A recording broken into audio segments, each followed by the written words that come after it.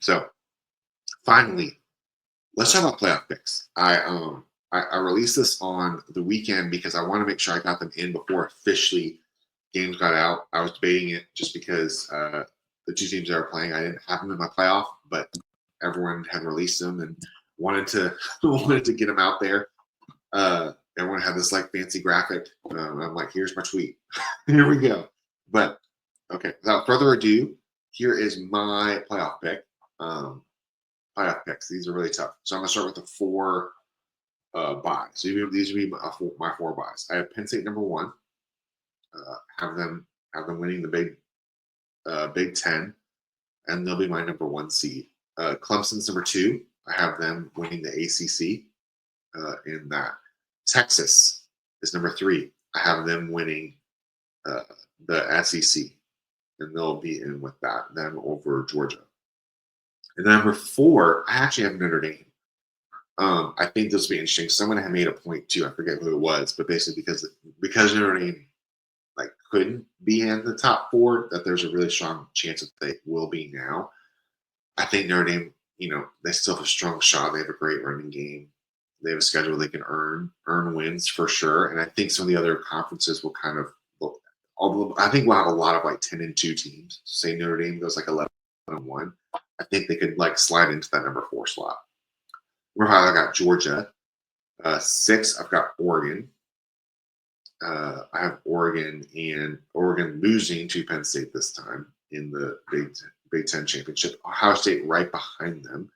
I think there's just a little bit too like they're still a really good team, but there's just some transition where I think that they'll have that over them.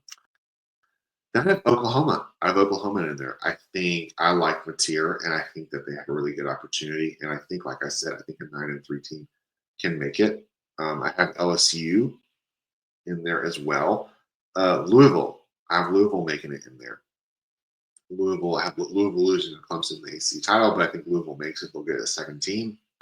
Arizona State. I have Arizona State. This one was probably one of the tougher ones, but I just like what Dinningham and Sam Lovett are doing out there in Arizona. So give me the Sun Devils. And then 12, I've got Boise State as my Group of Five champs. So I'll repeat them again. So I've got Penn State, Clemson, Texas, Notre Dame. It's my top four.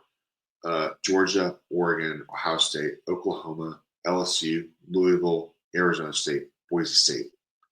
And then I've got Clemson over Penn State for the national title.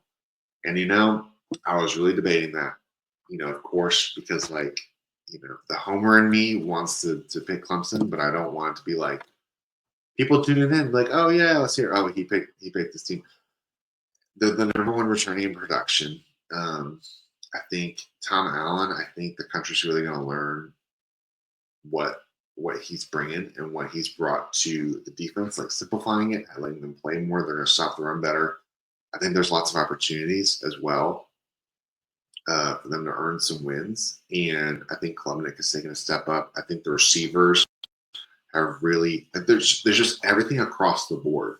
And when you look across the country, every year every team has questions, but this year especially, there are top teams that they still have questions. Like I said, 7 to 10 AP top 10 teams are bringing in a new quarterback who wasn't their official starter last year. That's something, And with all these different transfers, the two teams that a lot of people feel the most confident about have the most returning players and a lot of congruency, and that really is something. And I think in the right spot. I feel the best about them. I really do. So that's my pick. Hopefully that doesn't bite me in the butt too bad. But there you go. There you have it. Thanks for listening. Make sure you subscribe.